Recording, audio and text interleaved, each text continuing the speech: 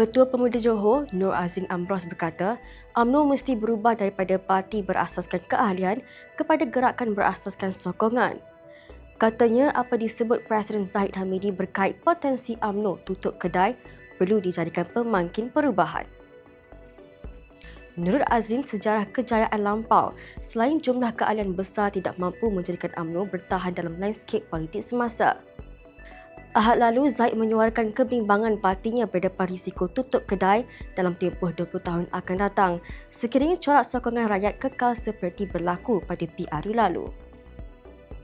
Mengulas lanjut, Azli menegaskan UMNO perlu meninggalkan politik nostalgia dan menumpukan usaha menawan pemikiran penghuni muda yang semakin matang, kritikal dan kompleks.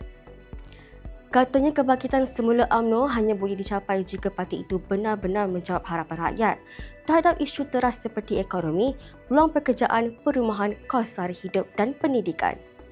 Fatin Saidatunisa, FMT.